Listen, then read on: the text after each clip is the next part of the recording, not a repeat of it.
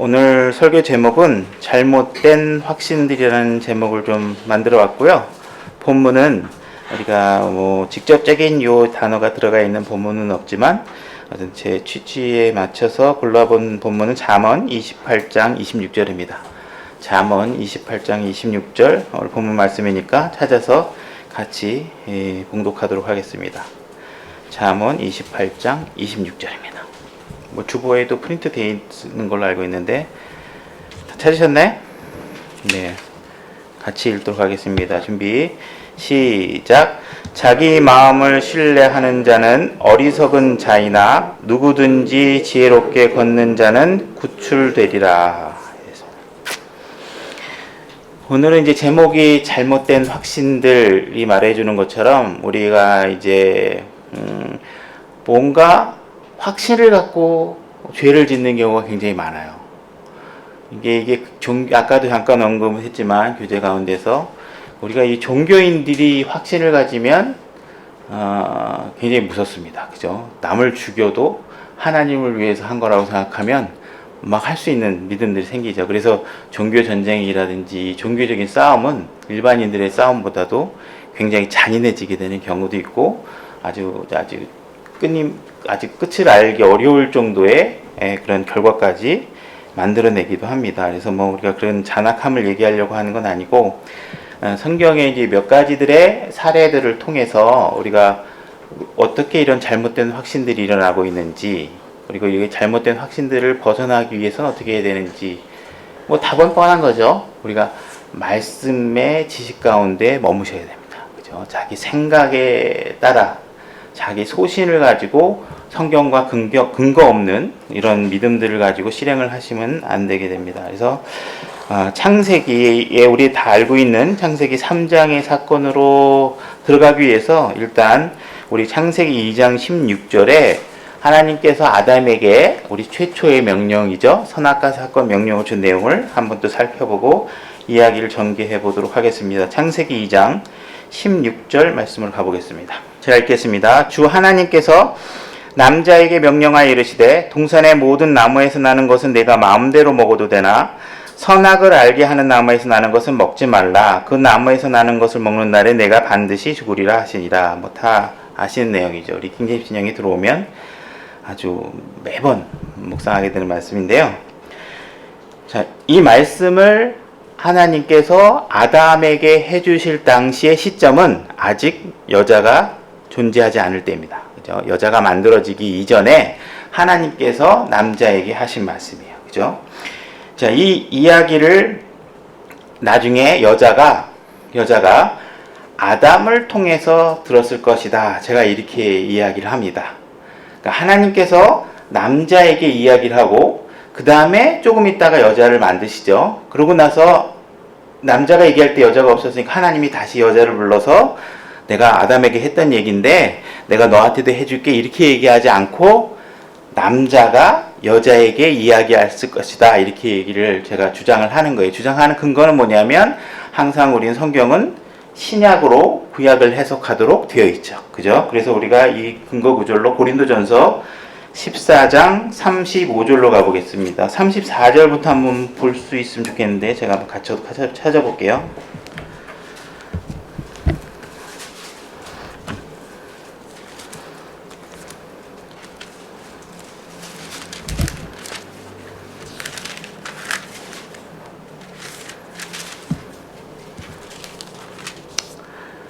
네, 34절부터 제가 읽어볼게요.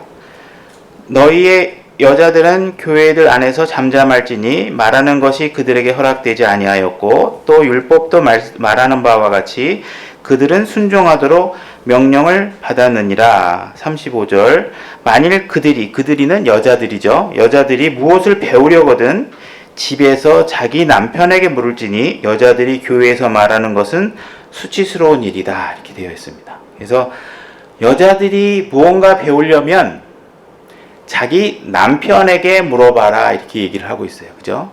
그러니까는 이 구약 당시에도 이 말씀이 최종적인 결론을 우리가 클리어하게 하나님께 제시한 걸로 봤을 때 선악과 사건이 있을 때도 하나님께서 여자를 따로 불러서 하나님의 권위로 여자에게 얘기한 게 아니라 어떻게 된 거예요?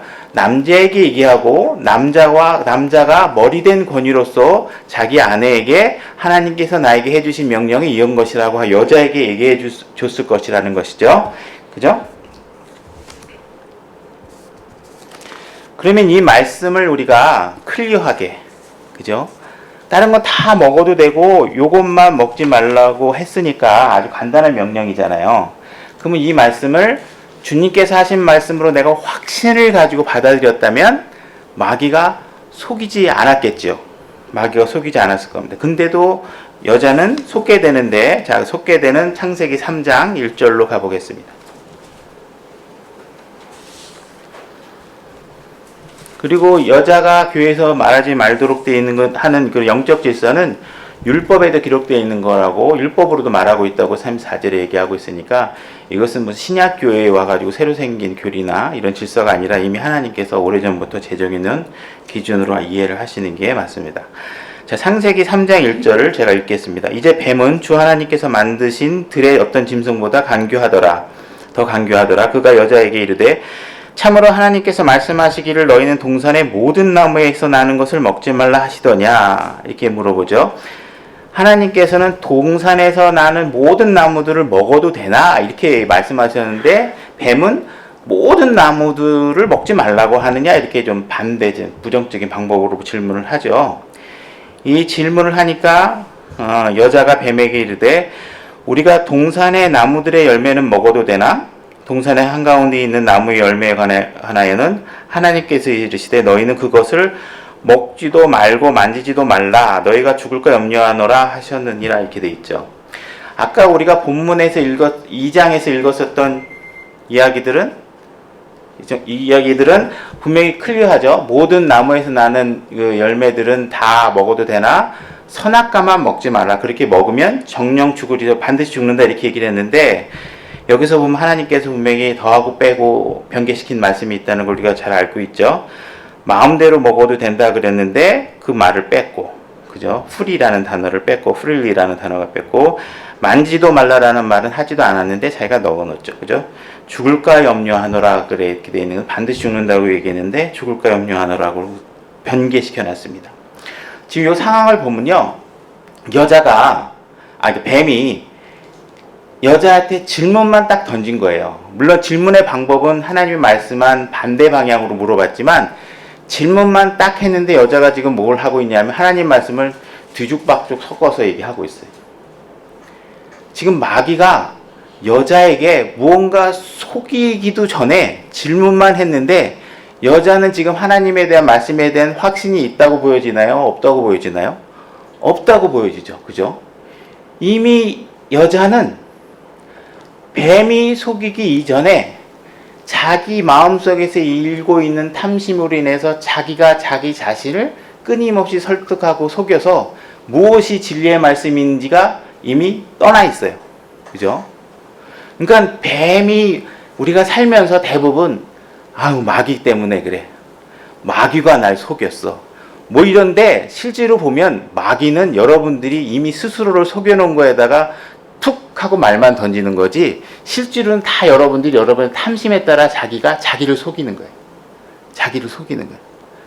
그러니까 하나님께서 우리가 자꾸 마귀 핑계를 대는데 마귀가 억울할 수 있다는 얘기를 많이 듣죠. 실질적으로 우리가 살고 있는 것들은 마귀는 물론 속일 의도는 있지만 아담과 같이 하나님 말씀에 확고한 사람을 속이지 못해요. 말씀이 확실한데 그걸 얘기하면 믿겠어? 안 믿잖아요. 너 그거 먹으면 신처럼 내 뭐 이렇게 얘기를 해도 하나님 먹지 말라 그랬어.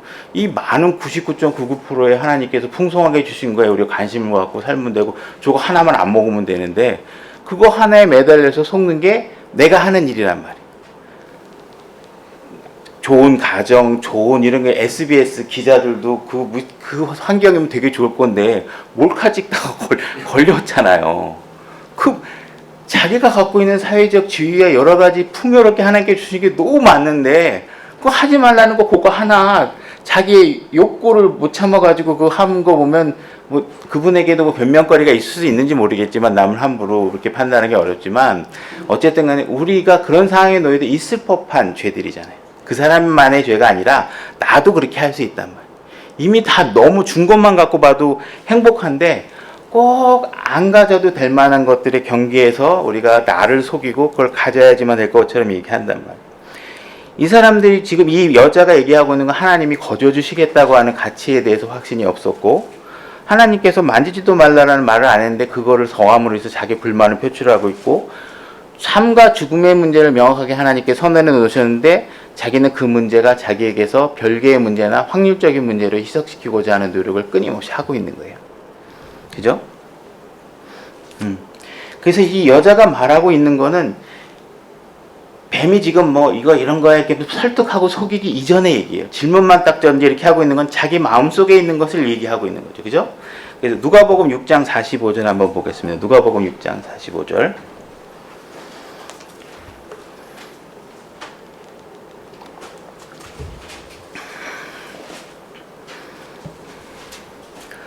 누가복음 6장 45절. 선한 사람은 자기 마음에 선한 보고에서 선한 것을 내고 악한 사람은 자기 마음에 악한 보고에서 악한 것을 내나니 그의 입은 마음에 가득한 것을 말하느니라. 이렇게 돼 있죠. 결국은 여자가 얘기하고 있는 것들, 우리가 주장하고 있는 것들은 때로는 우리가 내 자신의 육신적인 쾌락과 영역과 지위와 이런 명예 때문에 스스로를 속이고 합리적인 이야기를, 자기가 개발한 논리를 가지고 마음에 있는 것들을 이미 속을 준비를 하고 얘기하는 경우가 너무 많다. 이때 뱀이 여자에게 안심할 수 있는 하나의 비장의 카드를 제시를 하죠.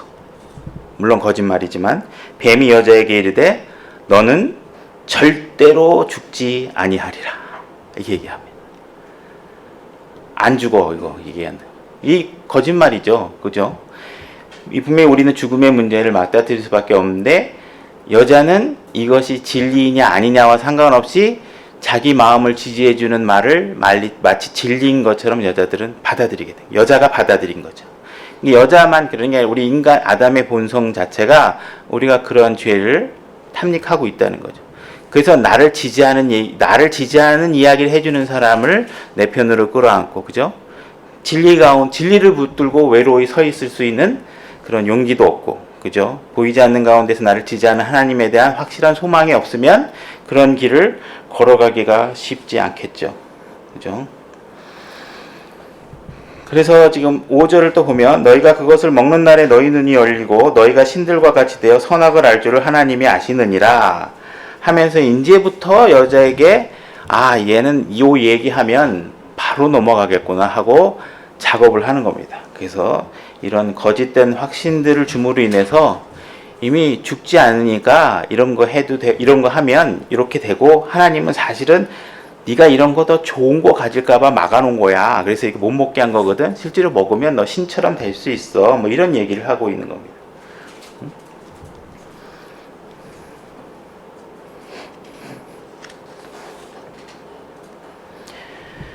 그래서 이런 거짓된 이야기에 우리가 너무 쉽게 속아 넘어가는 걸 보게 되죠. 6절 한번 또 제가 읽어보도록 하겠습니다. 여자가 보니 그 나무가 먹기에 좋고 눈으로 보기 아름다우며 사람을 지혜롭게 할 만큼 탐스러운 나무이므로 그녀가 그 나무의 열매를 따서 먹고 자기와 함께한 자기 남편에게도 주매 그가 먹으니라. 이렇게 돼 있죠.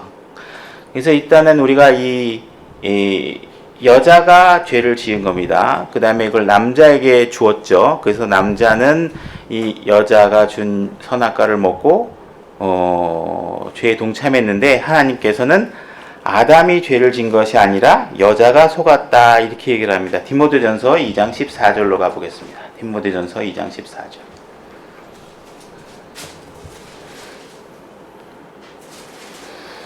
디모데전서 2장 14절.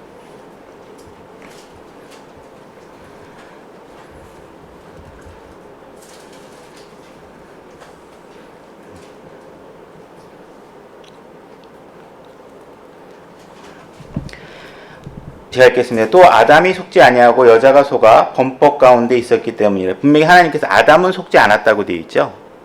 여자가 속았다고 되어 있습니다. 그래서 우리가 이제 이 부분을 원시복음이라고도 하고 남자가 결국은 이 예수 그리스도로 우리가 이제 예표를 해서 보는 거죠. 그래서 여자가 죄를 지었고 자기 신부가 죽는 죄 때문에 그 죄에 같이 동참하는 그런 상황으로 보는 것은 바로 이 2장 14절의 내용이 좀 뒷받침해 줄 수 있다 이렇게 볼 수 있습니다. 그래서 아담이 속아서 먹은 것이 아니다 이렇게 하나님께서 신약에서 규정을 하고 계시기 때문에 우리는 항상 신약으로 구약을 봐야 되는 것이죠. 그래서 우리가 교회 안에서 제가 교회 시작하면 첫날부터 얘기한 거지만 여자들이 교회에서 갖고 있어야 되는 영적 질서에 대해서 누누이 얘기하고 있는 것은 바로 이 창조 질서 가운데서 우리가 아담과 여자가 죄를 지은 문제, 여자가 죄를 지은 문제 굉장히 심각한 거죠. 그죠? 이 질서 때문에 하나님께서 여자를 보호하기 위해서 남자의 권위 아래 뒀고 이런 부분들을 명령을 해주는 거니까 이 질서를 어지럽혀서 하는 이야기들의 말에 여러분들이 주의를 기울이시면 속게 되는 거겠죠. 그죠? 그래서 이렇게 질 가운데 확실한 하나님 말씀 명쾌하잖아요. 뭐 다 해야 되는데 이거 하나만 안 하면 돼요. 이거 한 가지를 지키면 되는데 마음속에서 별의별 이야기들을 논리를 개발하면서 결국 그걸 먹게 되는 상황까지 이르는 과정들이 우리가 오늘날 죄를 짓는 과정과 굉장히 유사하다 이렇게 보시면 됩니다. 그래서 하나님 말씀에 확신을 가지는 것이 제일 안전한 것이다 이렇게 보시면 됩니다. 그 다음에 우리가 바벨탑 사건으로 가서 한번 내용을 보도록 하겠습니다. 창세기 11장 4절로 가보겠습니다.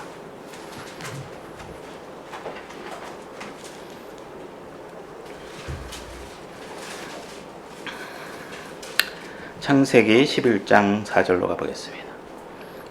그래서 바벨탑에서 인간들이 취하던 내용들을 한번 보면서 이들이 어떤 잘못된 확신들을 갖고 있었는지 보도록 하겠습니다. 제가 읽겠습니다. 또 이르되 자 우리가 우리를 위하여 도시와 탑을 세우고 탑의 꼭대기를 하늘에까지 닿게 하며 우리가 우리를 위하여 이름을 내고 이로써 온 지면에 널리 흩어짐을 면하자 하더라 이렇게 되어 있죠. 제가 보면 도시를 세우고 탑을 세우고 그 탑이 하늘에까지 닿게 하고 하는 것들은 하나님께서 우리에게 보여주시는 겸손의 모양이라든지 이런 것과는 다릅니다. 그 다음에 또 도시가 갖고 있는 특성은 항상 죄를 생산해내고 있다는 것을 여러분들이 알 겁니다. 그죠? 이 도시, 인간이 만들어 놓은 창조물에 의해서 우리 인간들이 둘러싸이게 되면 하나님을 볼 수 있는 기회들이 점점 박탈당하죠. 자연을 보고 하늘의 별을 보고 이런 것들을 보면서 우리가 하나님께서 계시다는 것을 어떤 하나님의 존재들을 우리가 알 수 있는데 하나님이 존재하신다는 걸 알 수 있는데 우리가 도시로 사람이 만든 건물들 사이에서 우리가 살게 되면 우리는 하나님에 대한 신뢰감은 멀어지고 인간이 만들어 놓은 건축물이나 이런 도시산업의 위용들에 우리가 짓눌려서 사람이 지식을 숭배하게 되고 사람의 창조물들을 숭배하죠. 그죠? 이 도시가 나를 지켜줄 수 있을 것 같고 그래서 이 도시 안에서 우리가 흩어지지 말고 우리끼리 모이자 이런 생각을 갖게 됩니다.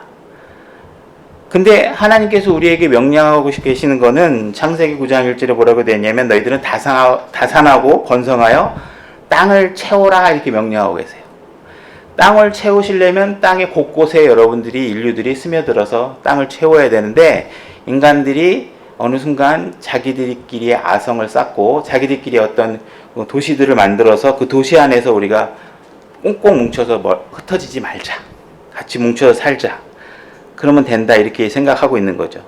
우리가 우리를 위하여 이름을 내고 이렇게 취지를 밝히고 있는데 이 바벨탑 사건은 성경 이외에 어느 곳에도 어떤 이들이 이러한 계획을 했고 어떠한 건축물을 남겨놨는지 역사적 기록은 하나도 남겨져 있지 않죠.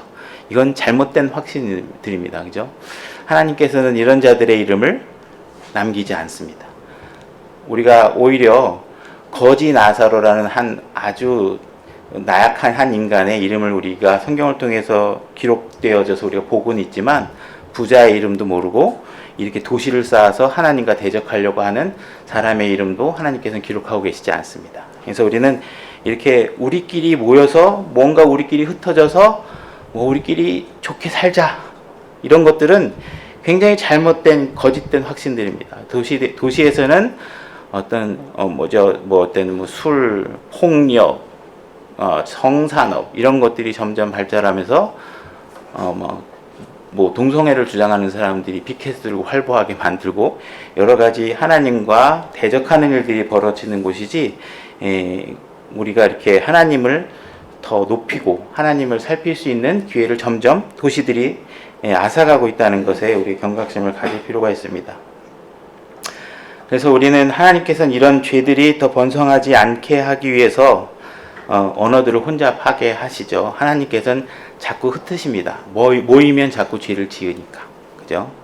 그 다음에 우리가 또 교회에 대해서도 우리가 교회를 다니고 교회에 뭉쳐서 교회에 멋진 건물을 지어서 우리가 이 교회 안에서 흩어지지 말자, 이런 취지의 생각을 갖고 계시면 이 교회의 섭리와 맞지 않습니다. 여러분들 교회는 모여서 우리끼리 뭉쳐서 으쌰으쌰 하는 데가 아니라 여기는 진리를 배우고 여러분들이 위로를 받고 나가서 싸울 수 있도록 여러분들을 양성하고 하는 곳이에요. 그죠? 교회는 그런 곳이지, 이 교회가 어떤 여러분들이 우리끼리 교회에 뭉쳐 있으면 편할 거야, 우리끼리 막 뭉쳐서 살자 막 이렇게 해가지고 이렇게 외부인과 배타적으로 우리가 모여서 우리가 섞여 있는 공간으로 오해하시면 안 될 부분이기도 합니다.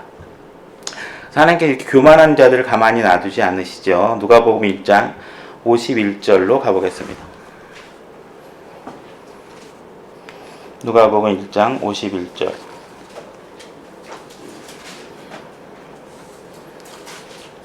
누가복음 1장 51절입니다.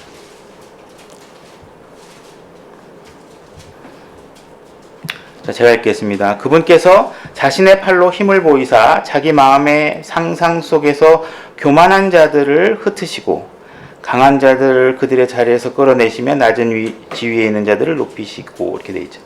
항상 교만한 자들 하나님께서 팔의 힘의 맛을 하나님께서 보여주신다고 되어 있죠. 그래서 상상 속에서 교만한 자, 바벨탑은 꿈을 이루지 못합니다. 우리는 그저 상상 속으로 높아지고자 하는 열망이 있을 뿐이지 그 일을 이루어낼 수 없습니다. 하나님께서 허락하지 않으십니다. 그건 하나님이 나중에, 그죠? 여러분들이 더 높아지고 싶으면 지금 끊임없이 낮아지시면 하나님이 정하신 때 여러분들을 높은 곳에다가 하나님께서 자리를 마련해 주실 겁니다. 그죠? 그 다음에 다음 주제로 넘어가 보면요. 유대인들이 잘못된 확신을 한 두 가지 정도를 갖고 있었어요. 그게 뭐냐 하면, 첫 번째는 율법을 주신 것이 자기네들이 어떠한 대단한 특권이나 율법을 주는 것이 굉장히 자기네들의 도덕적 우월성 때문에 하나님께서 나한테 주셨나 보다, 이렇게 생각을 했던 것 같습니다. 그래서 출애굽기 24장 7절을 보겠습니다. 그래서 출애굽기 24장 7절. 출애굽기 24장 7절입니다. 제가 읽겠습니다. 언약의 책을 가져다가 백성이 듣는 가운데 읽음에 그들이 이르되, 이게 모세가 이제 십계명을 받아 갖고 와가지고 백성들에게 읽어주는 거예요. 이르되 주께서 말씀하신 모든 것을 우리가 행하고 순종하리이다, 이렇게 얘기를 하고 있어요. 그러니까 유대인들은 그 율법을 받을 때 하나님께서 너희들 이거 진짜 지킬 수 있을까, 이런 마음으로 줬는데, 사실 이들은 우리는 지킬 수 있습니다, 우리는 순종할 수 있어요, 우리는 그 정도는 다 할 수 있습니다, 이런 자기 자신의 의에 심취해서 잘못된 확신을 가지고 이야기를 하게 된 겁니다. 근데 하나님께서 분명히 율법이라는 것은 이들이 이 율법을 잘 지킬 수 있기 때문에 준 게 아니라 다른 이유가 있다고 얘기를 하고 계시죠. 하나님께서는 디모데전서 1장 9절 그걸 찾아서 그 이유를 한번 찾아보겠습니다.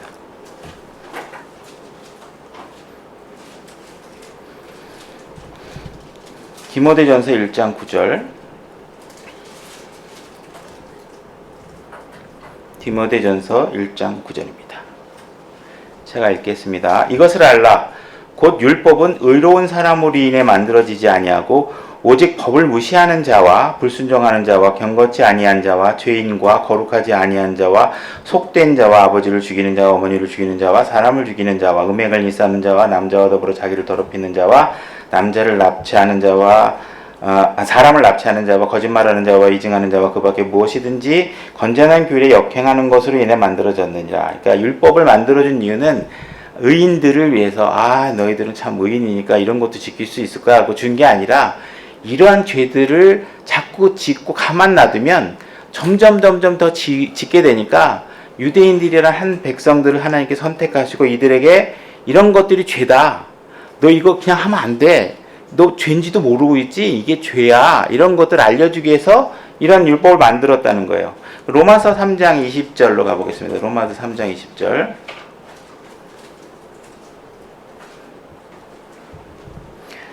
로마서 3장 20절로 가보겠습니다. 제가 읽겠습니다. 그러므로 율법의 행위로는 어떤 육체도 그분의 눈앞에서 의롭게 될 수 없나니 율법으로는 죄를 알게 되느니라. 이렇게 되어 있죠. 그래서 우리가 하나님께 율법을 주신 이유는 너희들은 이와 같은 죄를 지을 수 있어. 이런 것들 지으면 죄거든. 그리고 이 율법이라는 게 굉장히 무겁고 엄중하고 너희들이 지키기 어려울 텐데 이거 지킬 수 있어. 그런데 유대인들은 그거 다 할 수 있어요. 잘 할 수 있거든요. 주세요. 이렇게 한 거예요. 그 무게를 잘 이해하지 못했고, 그 다음에 하나님께서는 이런 율법의 행위를 막상 율법을 줬으니까 너희 어때? 막상 율법을 보니까 너희들이 지킬 수 없는 것들이지, 결국은 율법으로는 우리가 구원받을 수 없고 율법으로는 너희들이 의롭게 될 수 없다는 걸 너희들이 알고 겸손해졌으면 좋겠어 하는 취지로 줬는데, 이 사람들은 그게 아니고 자기들이 이런 걸 할 수 있다고 생각하고 뭔가 자기 의의를 드높이는 데 사용한 거죠.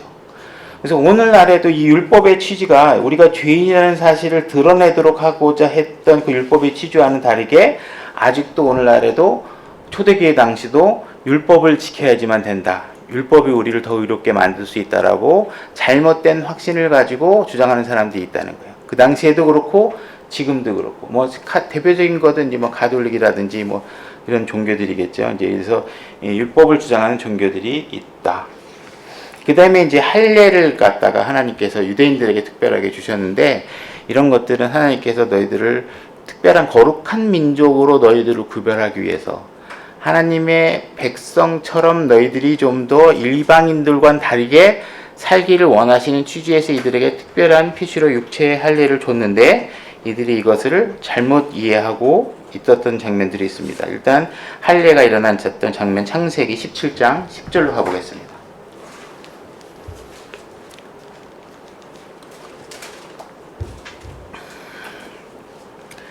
창세기 17장 10절.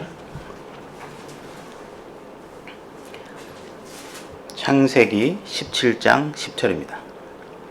제가 읽겠습니다. 너희 가운데 사내 아이는 다 할례를 받을지니 이것은 나와 너희와 내 뒤를 이을 내 씨 사이의 언약, 곧 너희가 지킬 내 언약이니라. 할례를 하나님께서 선택된 백성 간의 언약으로 하나 세우셨습니다. 그 다음에 11절.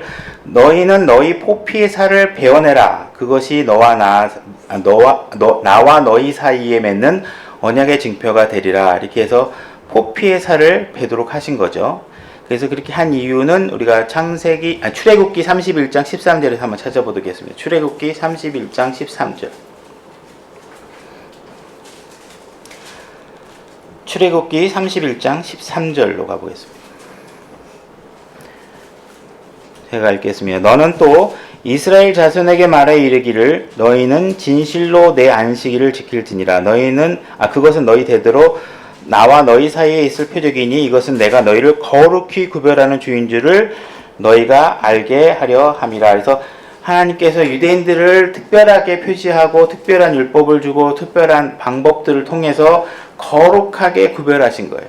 그래서 하나님께서 포피를 베게 한 이유는 또 나중에 신약에 나오지만 다 찾아보진 않겠고 오늘 그걸 공부하는 날이니까, 육신을 신뢰하지 말고 하나님을 신뢰하고 살아라 하는 의미에서 그들에게 포피를 베어서 하나님을 신뢰하는 백성으로 거룩히 구별하고자 했는데, 이들이 이걸 같이 마치 자기는 특권이다, 특별한 백성이다 해가지고 이방인들을 무시하고 그들을 개돼지로 여기고 그들에게 무언가 그들을 낮추고 경멸하면서 자기들이 높아지는데 사용한 거죠.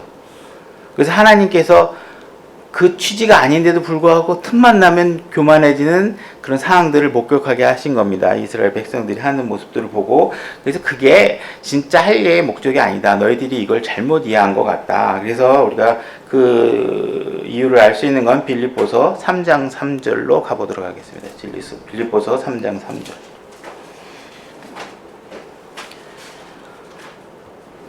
빌립보서 3장 3절.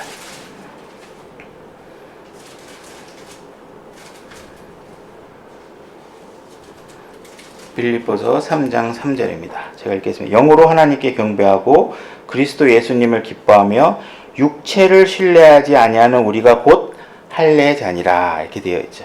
그래서 하나님께서는 지금 교회 시대에는 유대인이든 이방인이든 하나가 되게 하시는 하나님의 그런 어떤 목적을 가지고 교회라는 새로운 민족을 만드시고 교회 안에 들어오면 하나가 될 수 있다고 얘기하고 계십니다. 그래서 이 할례의 취지가 그렇게 너희들을 높이려고 만드는 것이 아니라 너희들은 다른 민족보다 더 육신보다 하나님을 신뢰하는 민족이 되기를 원했는데 잘못 생각한 것이다. 그래서 지금 이 시대에는 우리가 영적인 할례를 받아들이고 교회 안에 들어오는 것을 하나님께서 요구하고 계시는 거죠. 그 다음에 우리가 사도행전에 가면 시몬이라는 사람이 성령의 능력을 돈으로 살 수 있다고 확신을 가졌던 것 같습니다. 그래서 사도행전 8장 9절로 한번 가보겠습니다.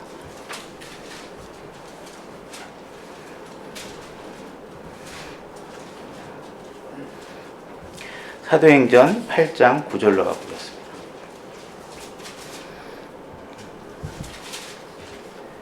제가 읽겠습니다.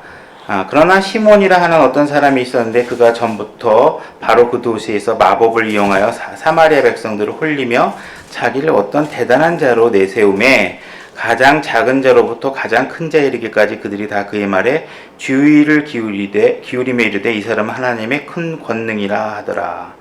마술사가 나타나서 자기를 대단한 자로 내세우는데 이 사람을 굉장히 존중하는 모습을 보게 되죠. 11절 그가 오랫동안 마법으로 그들을 홀렸으므로 그들이 그를 존중히 여기더라. 뭐 참 아이러니한 거는 이게 진리가 아닌 것에 이게 거짓 쇼에 사람들이 홀리면 그 사람들을 굉장히 높이는 걸 보죠. 그래서 유리 겔라가 초능력자가 아니라고 밝혀진 지도 꽤 된 것 같은데 그래도 그 사람은 굉장히 잘 살고 있는 것 같더라고요. 그래서 하여튼 이런 거짓이 드러나도 우리 그 당시에 분명히 이게 자기가 초능력이라고 얘기했고 나중에 이제 고백을 했지만 하여튼 이게 거짓하는 사람들에게도 우리는 굉장히 매력을 느끼는 것 같아요.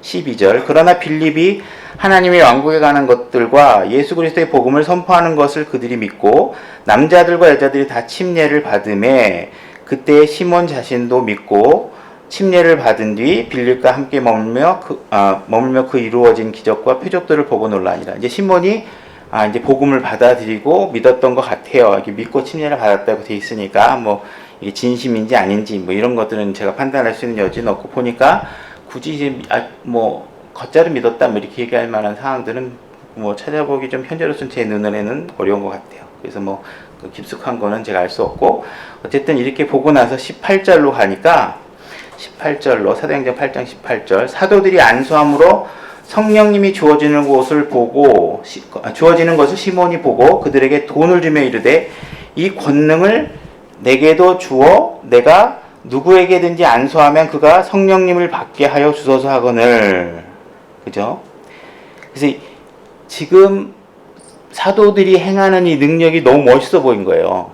굉장히 매력적으로 보이고 성령님 강림하고 막 능력을 하니까 이거를 이 시몬은 이것이 그 출처가 하나님으로부터 온다고 본 게 아니라 이 사람들이 그 능력을 하고 있구나. 내가 이 사람들에게 돈을 주면 그 능력을 살 수 있겠구나 라고 생각을 한 거죠. 시몬이 그렇게 생각한 거는 왜 그랬을까요? 자기가 남한테 팔 수 있는 능력을 갖고 있는 사람이에요. 그죠? 자기의 매직 쇼를 갖다가 돈 많이 주면 팔 수 있는 능력이 있는 사람이에요. 이 사람은 자기의 관점에서 그거를 본 거죠. 그죠? 그래서 이 사람들이 저건 뭔가 대단한 뭔가 비법이 있을 거야. 저걸 내가 돈을 주면 저 사람이 하고 있는 저 능력, 하나님을 믿게 하고 구원받게 하고 뭐 성령님이 내려오고 막 그 당시에 이제 방언 같은 것들도 있었겠죠. 그 당시에 뭐 그런 것들이 내려와서 하는 것들을 보고 내가 이거 돈을 주고 살 수 있을 거야. 이렇게 생각을 한 거죠.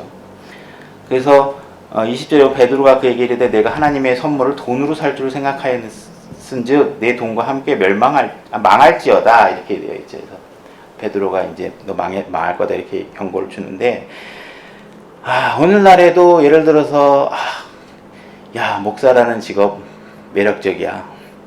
저건 나도 하고 싶은데 그래서 그 목사를 찾아가서 내가 어떻게 하면 그런 목회를 할 수 있느냐, 뭐 그런 것들 간단하게 제가 비약해서 얘기하는 거지만, 그래서 목사가 되기 위해서 돈을 주고 학위를 사고 수료를 받으면, 수료증을 받으면 내가 목사가 될 수 있을 거야, 이렇게 생각하죠.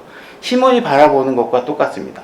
내가 말빨이 좀 있고 내가 사람 말하면 내 말에 껌뻑껌뻑 죽는데, 야, 이거 이렇게 내가 작은 일에 내가 내 자신을 헌신할 게 아니라 교회 대형교회 목사처럼 하면 어마어마하게 성도들이 모이면 어마어마한 돈도 벌 수 있고 명예도 얻을 수 있구나, 이렇게 생각해서 무언가 그런 사람들에게 소속한 교단이 이런 걸 통해서 내가 학위를 받고 목사 수료증을 받고 목사 학위를 받으면 내가 이거 대단한 일을 할 수 있을 거야, 이렇게 생각한다면 이 시몬이 보고 있는 그 정도 수준에서 하나님을 보는 거죠.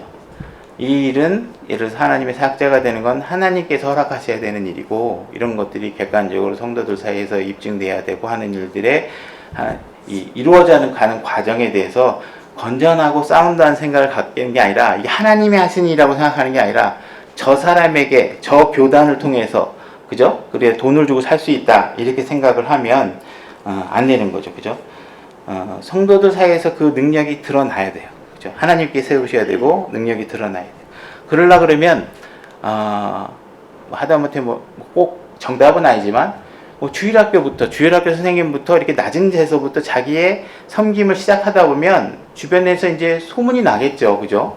아, 저 형제의 은사가 있는 것 같아, 좀 한번 또 예배에 좀 세워봤으면 좋겠어, 이렇게 해가지고 절차를 밟아서 이렇게 자기가 하나님이 일하심이 드러나게 보여줘야 되는데, 교회에서 주일학교 선생님 하라 그러면 그런 사람들 대부분 다 싫어합니다. 강대상에 쓰는 것만 다 좋아해요.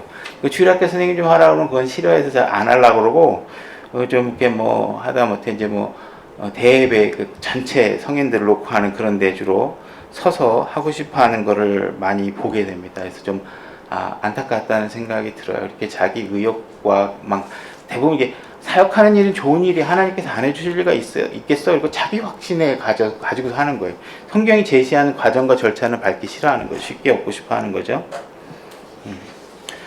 그 다음에 우리 사무엘서로 가서 이 법계 신통력의 법계가 자기들에게 승리를 가져다 줄 거로 확신했던 사건을 한번 가보겠습니다. 사무엘상 4장 1절로 가보겠습니다.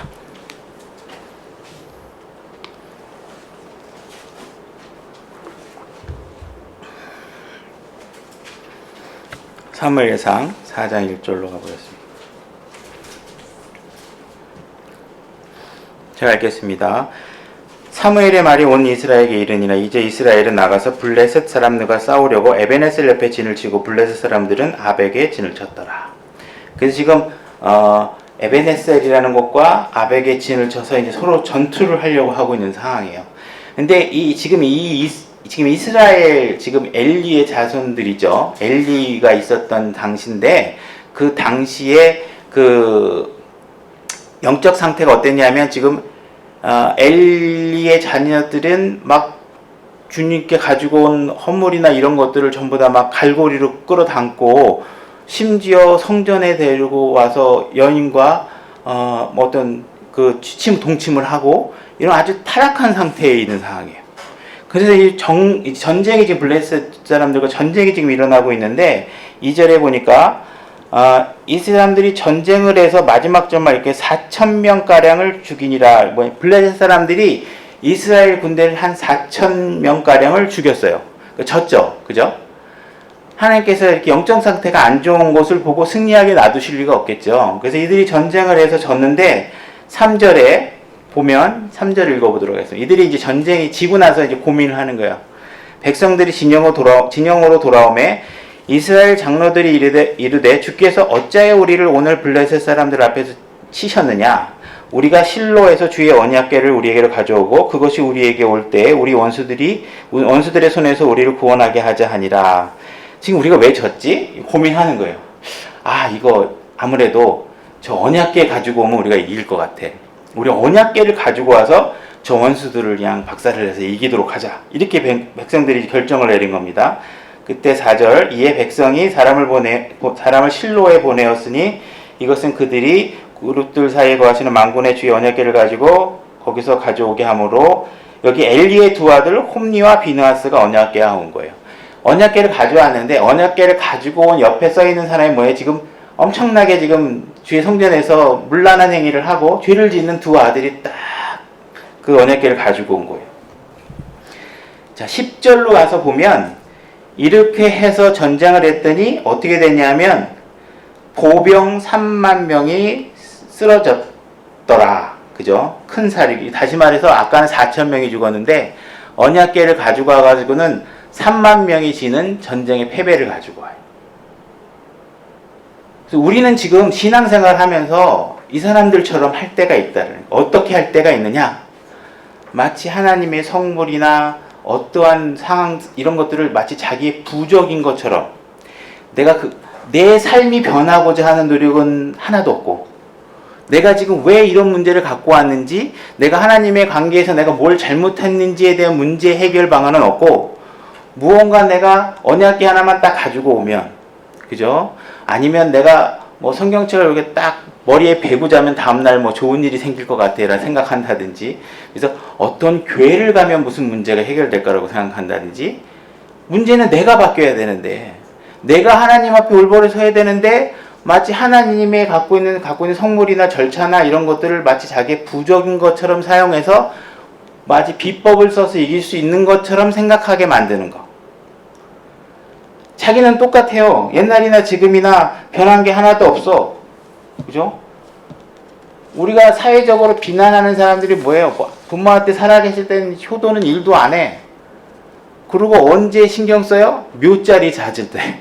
내가 묘자리 하나 좀 잘 잡아서 인생 좀 내가 좀 편하게 살자. 그죠?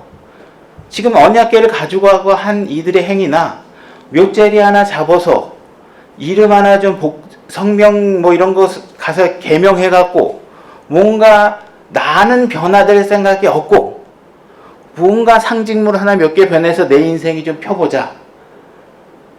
여러분들이 이게 그걸 하는 사람들은 굉장히 신봉해요. 뭐 날짜 잡아서 이날은 초상집도 안 가고 막 이렇게 하잖아요. 그죠? 우리나라에서 오면 뭐 사돈네 집에 장례식이 있어도 안 가. 왜 안 오냐니까 아유 저기 철학관에서 가지 말라 그랬어. 뭐 안 가. 그런 식으로 우리가 뭔가 자기의 삶을 이렇게 종교적이고 부적 같은 걸로 해결하고 싶어 하는 거. 그죠?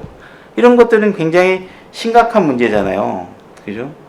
그런 사람들에게는 하나님께서 올바른 승리를 가져다 줄 수 없겠죠. 오히려 이런 사람들에게 만약에 이렇게 언약궤를 가까운데 승리를 줬다 그러면 하나님께서 어떻게 한 거예요? 이런 사람들 내버리는 거예요. 이런 자식들을. 여러분들이 일하기 싫어서 막 복권 사가지고 어느 날 복권이 됐다. 그건 하나님이 그 자식은 버린 놈으로 생각한 거랑 마찬가지예요. 그게 되는 게 버리는 거예요. 얼마나 자기가 일 안 하고 사는 걸 확신을 갖고 살겠어요. 저도 옛날에 방위 생활할 땐가 그때 그 엑스포에 가가지고 줄 서서 하도 지루해가지고 긁는 복권 있잖아요. 그게 긁는데 뭐 5만원짜리 됐었나? 8만원짜리가 됐어요. 5만원짜리 됐나? 하여튼 그래서 그 다음날부터는 이걸 사가지고 막 긁는 거예요. 계속. 나도 모르게. 한 8만원어치 긁어도 안 되더라고. 그래서 마이너스 3만원 되는 결론을 딱 내고 끝냈던 생각이 나요. 이게 되면은 그건 더 안 되는 거예요. 저주나 마찬가지, 저주. 그래서 뭐 이런 것들, 우리가 신앙 안에 있는 사람들도 남들을 비판하지만 우리는 부적이나 뭐 지관을 쓰거나 뭐 묘자리 보거나 뭐 부적 같은 거 이런 것들 같은 것과 유사한 행동을 하나님하고 같이 씨름하고 딜을 하는 경우들이 있을 수 있다. 그런 거 하면 안 된다 이런 얘기죠. 그래서 아무리 여러분들이 좋은 교회를 찾아가고 좋은 말씀이 선포된다 그래도 여러분 스스로가 변할 의지가 없으면 아무것도 안 되는 거죠. 그 다음에 한번 골리앗의 케이스로 한번 가볼게요. 스스로 자만에 빠져서 상대방을 업신여겼던 골리앗 사무엘상 17장 4절로 한번 가보겠습니다.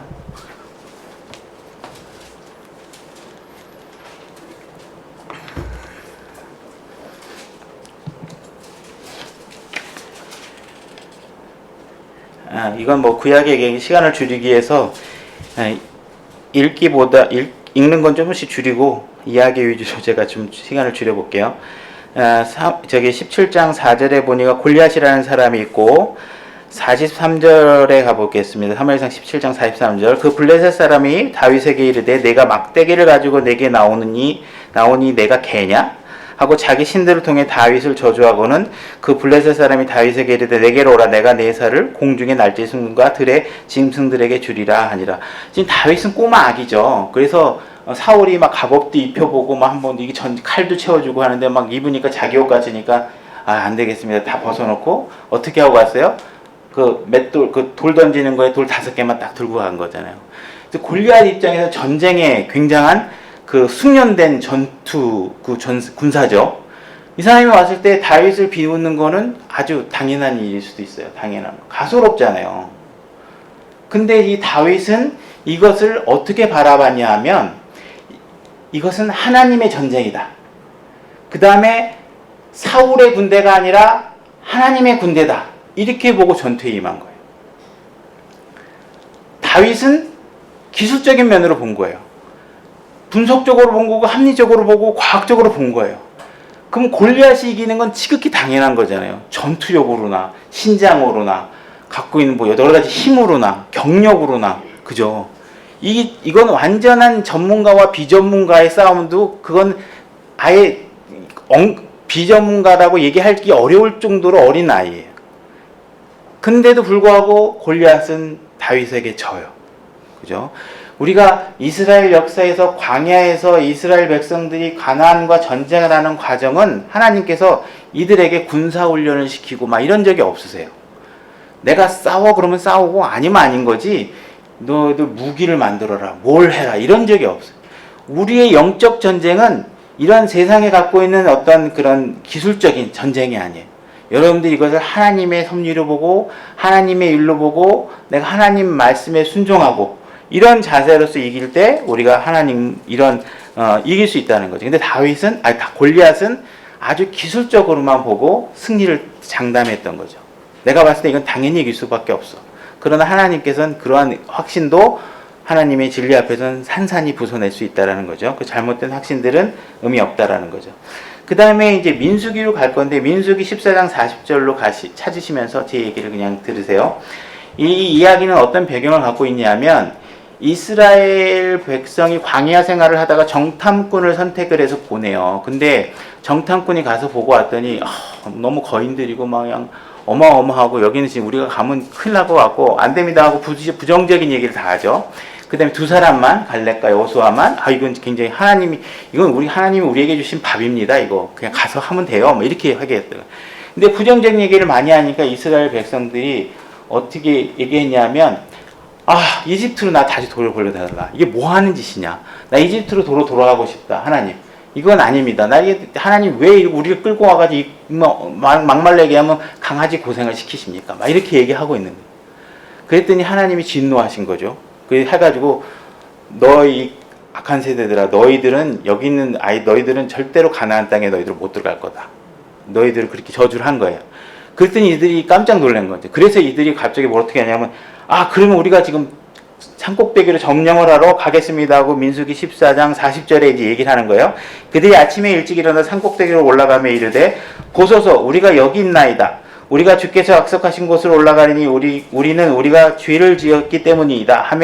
하매 그때 아말렉 족속과 그 산에 이거 읽으나마나 나중에 져요. 근데 그 저주를 듣고 하나님께 징계를 듣고서 아니다. 그럼 우리 올라가겠습니다. 우리가 잘못했습니다. 내가 가서 그 땅을 정복하겠습니다. 가니까 갈 때 모세가 가지 말아라. 하나님은 그런 일로 너희들을 별정을 바꾸지 않으니까 가지 말아라 이렇게 얘기해요. 근데 얘네들은 아닙니다. 가겠습니다 하고 가서 전쟁이 지고 내려와요. 여기도 마찬가지예요. 여러분들이 어떤 일을 할 때 감정으로 무슨 일을 한다고 해결되는 게 없어요. 그죠? 이들이 정말 죄를 잘못했다고 회개한다면 어떻게 해야 돼요?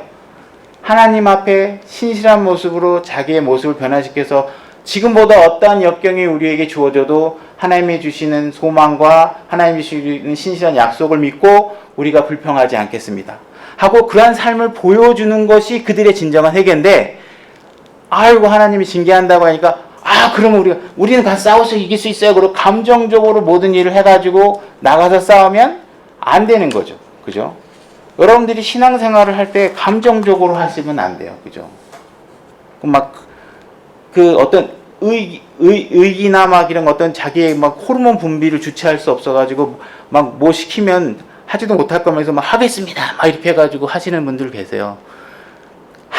하나님과의 약속이라는 거는 하고 싶어도 하지 말아야 될 때가 있고 하기 싫어도 약속했으면 하셔야 돼요. 신실함이 중요한 거예요. 그죠?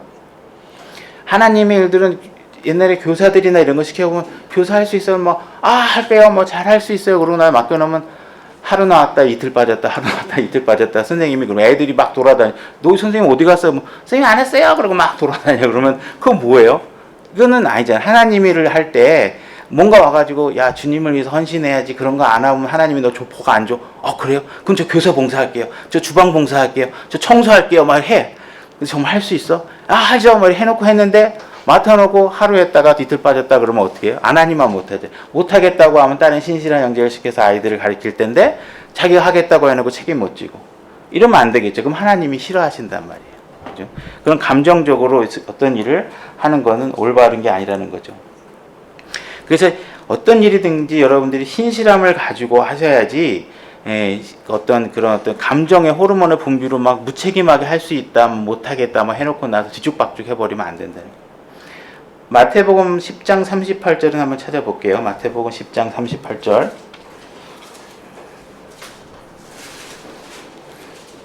마태복음 10장 38절.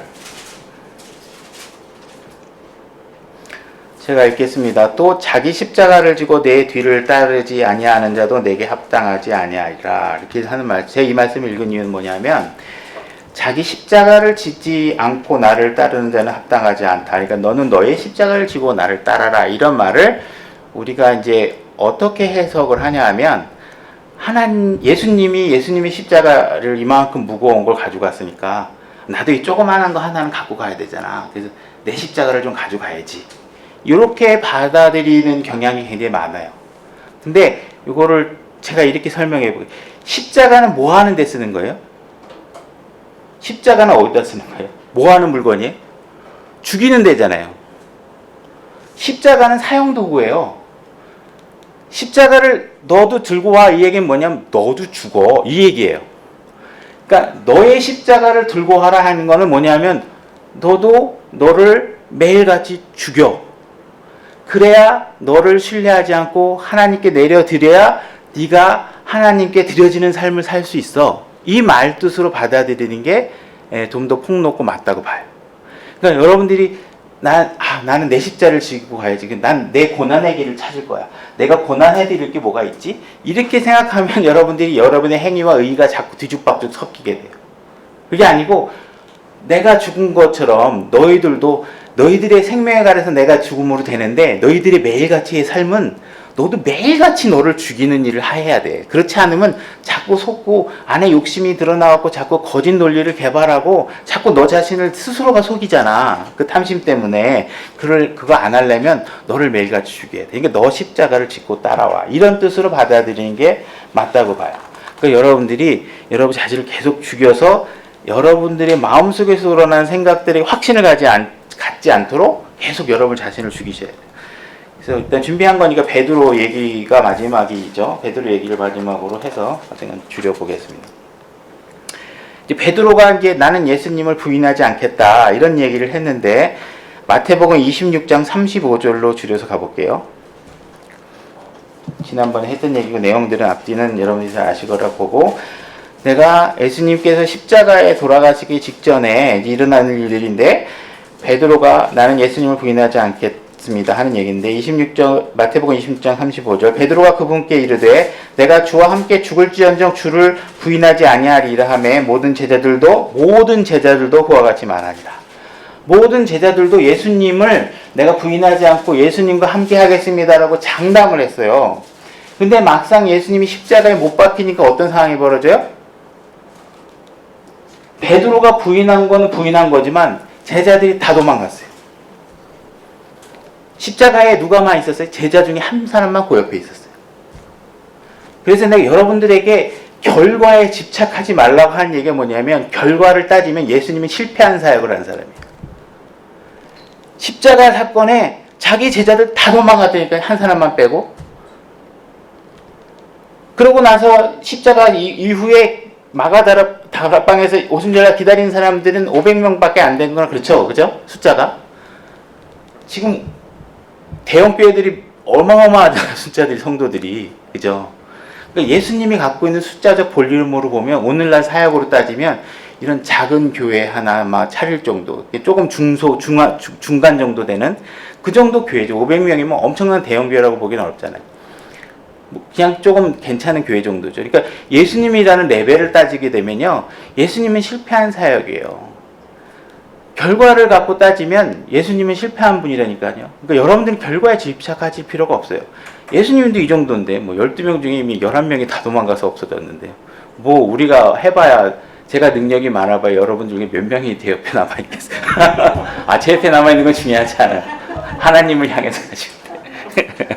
그러니까 우리가 내가 지금 하고 있는 일이 정말 나를 죽이고 예수 그리스도를 높이는 일인 건지, 사람을 높이는 건지, 뭐 등등에 대해 혼잡한 생각 속에서 질서를 바로 잡으시는 게 굉장히 중요한 모습이에요. 그래서 근데 이들이 언제 죽음을 무릅쓰냐 하면 사도행전으로 가면 제가 읽을게요. 얘기만 할게요. 스테판이 설교를 하고 나서 돌을 맞아 죽죠.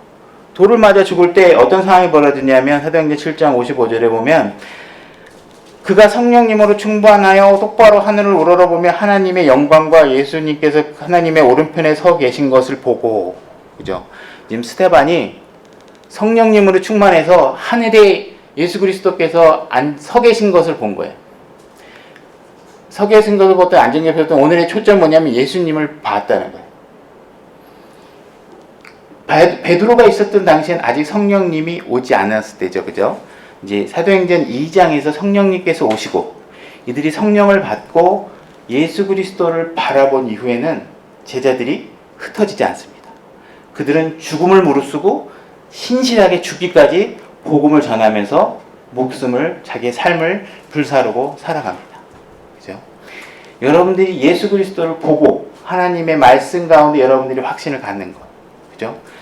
여러분들이 다 그와 동일한 성령님을 여러분들 안에 갖고 계시잖아요. 그죠? 그러니까 여러분들이 세상의 지혜나 세상의 상식이나 사람을 숭배하는 거나, 그죠? 사람을 숭배하지 마십시오 그러면 전부 다 나는 사람을 숭배하지 않는다고 하는데 보면 다 사람을 숭배하고 있죠. 그죠? 자기가 추종하는 목사가 있고 추종하는 파가 있고, 그죠? 이 시장시에도 누구 파 하잖아요. 그런 것처럼 하지 말라는 거죠. 예수 그리스도를 바라보고 여러분들이 신앙의 삶에서 예수님을 영적으로겠죠. 이게 육신으로 내려온 예수님이 아니라 영적으로 하는 예수님을 목격하신 신앙생활을 한다면 여러분들은 승리하는 삶을 할 수 있고 확신에 찬 올바른 진리 가운데 여러분들이 확신을 갖고 살 수 있는 삶을 살 수 있다는 거예요. 여러분들이 어지러운 여러 가지 이전에 베드로조차도 부활의 확신을 못 받고 성령님이 오시는 것을 못 받고, 그죠? 육신적으로 오신 예수님만을 받고 그분을 베드로만이 하나님의 아들이라고 고백을 하게 되고, 이런 상황에서 우리는 그들이 걷는 그 과정을 다 건너뛰어서 부활의 확신도 여러분들이 갈 수 있고 하나님께 주신 성령도 여러분에게 가지고 계시고, 여러분의 삶 속에서 예수 그리스도를 바라보셨다면 여러분들의 삶은 예수 그리스도께 확실하게 고정돼서 진리의 말씀에 확신을 가지고 신앙생활을 하시기를 원합니다. 그렇게 하실 수 있어요. 그죠? 그게 아니면 여러분들의 삶에 아직 예수 그리스도에 대한 확신을 못 가지셨다면 그 부분부터 바로 잡으셔야 돼요. 기초가 없이 뛰어넘을 수 없습니다. 기초는 쉬워서 기초가 아닙니다. 기초는 여러분들이 튼튼하게 놓아야 될 진리의 초석입니다. 여러분들이 복음의 메시지나 예수 그리스도를 알고 깨닫는 이 기초에 대해서 여러분들이 아직 확실하지 않으시다면 말하기 부끄러워하지 마시고, 그죠? 뭔가 내가 질문하기 부끄러워하지 마시고 주변의 형제 자매들 통해서, 그죠? 이 진리의 말씀의 초석들을 명확하게 놓고 여러분들이 죽는 게 사는 것보다 유익이라고 고백했던 바울의 믿음처럼 확실한 믿음을 갖고 신앙생활을 하시기를 원합니다.